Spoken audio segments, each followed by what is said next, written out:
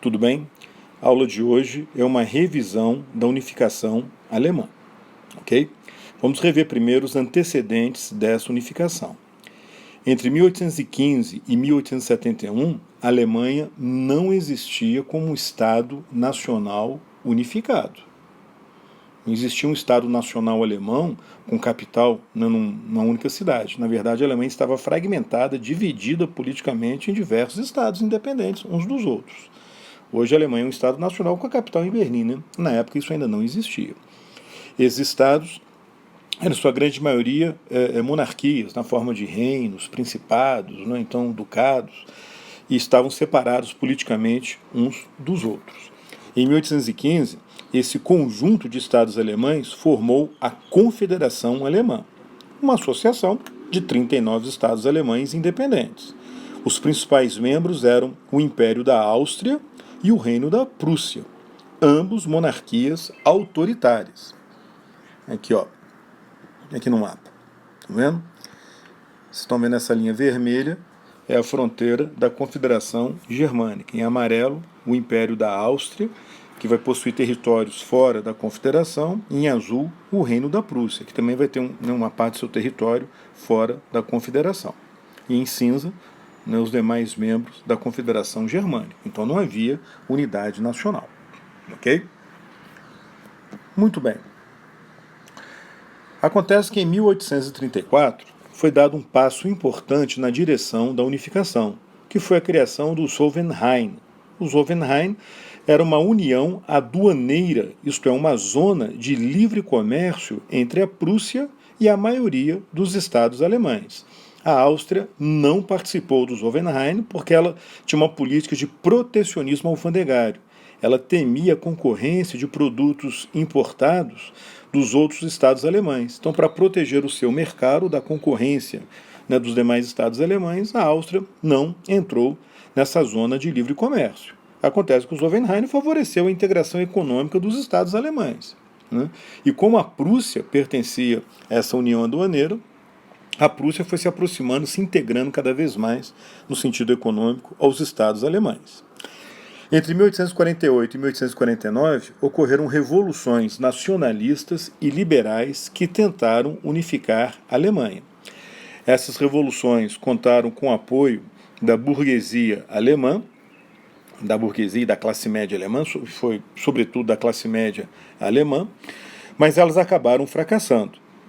A Áustria resistiu, foi contra essas revoluções e acabou reprimindo os movimentos revolucionários. Então, a Alemanha permaneceu fragmentada politicamente, dividida politicamente, na tal Confederação Germânica.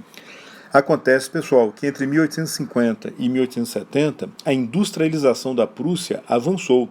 Era a época ainda da primeira Revolução Industrial, que estava se espalhando pelos territórios prussianos. E a Prússia, em decorrência disso, foi se fortalecendo no sentido econômico e no sentido militar.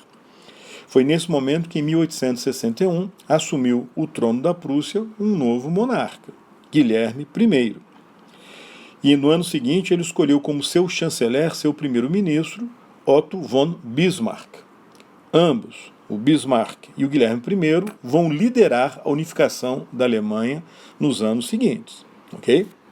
A unificação começou em 64, e se estendeu por 7 anos.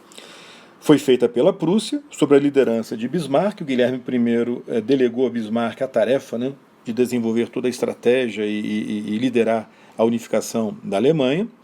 É muito comum a gente encontrar em provas de vestibular e nos manuais didáticos de ensino médio esse destaque de que a unificação recebeu apoio, foi apoiada pela burguesia alemã, que viu na unificação da Alemanha uma maneira de consolidar a unidade econômica e ampliar o mercado consumidor, com isso desenvolvendo o capitalismo alemão.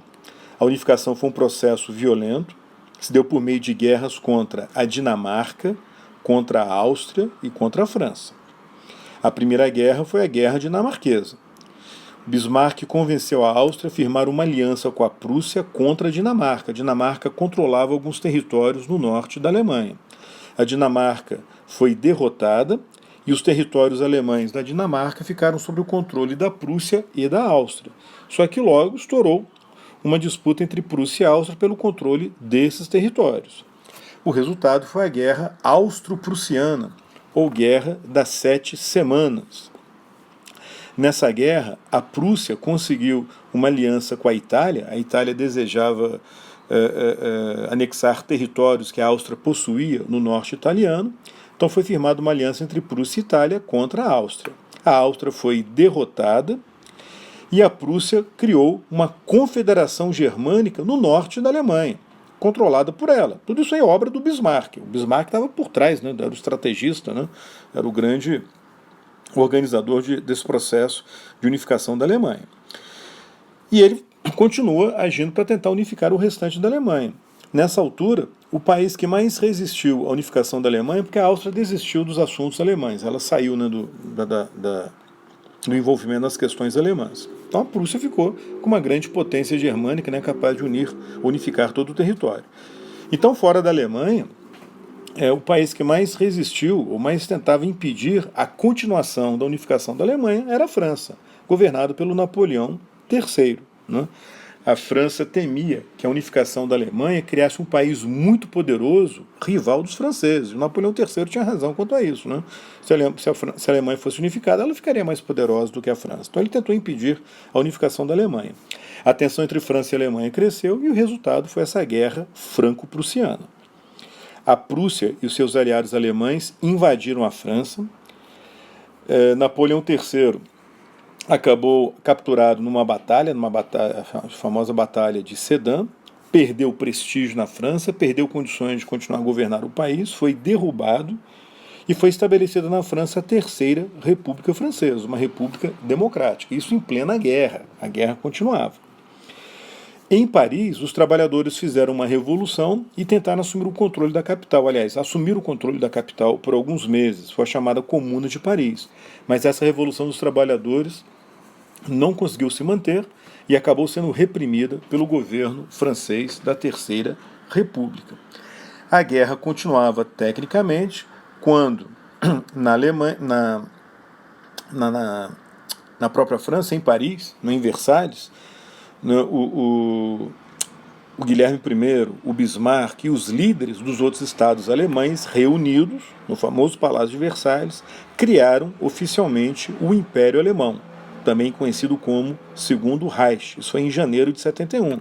A guerra continuava contra a França, mas era questão de tempo para a França, né, se render. O Guilherme I da Prússia virou o imperador da Alemanha unificada, com o título de Kaiser.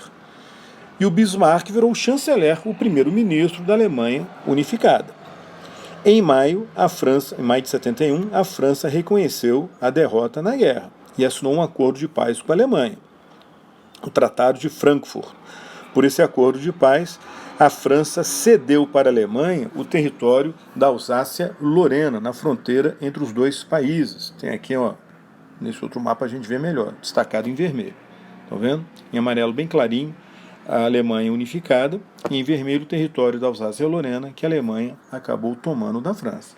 A França não perdeu suas colônias, continuou com as suas colônias, mas perdeu esse território lá na Europa. Um território que parte da população era alemã, parte era francesa, mas que acabou, a perda da Alsácia-Lorena, de toda forma, gerou um forte revanchismo francês contra a Alemanha. A humilhação da derrota na guerra, a perda da Alsácia-Lorena, vão gerar esse revanchismo que, para muitos historiadores, foi uma das raízes da Primeira Guerra Mundial. Esse é assunto para uma outra aula. Beleza? Então são os pontos principais da unificação da Alemanha. É isso aí, pessoal. Até a próxima. Tchau, tchau.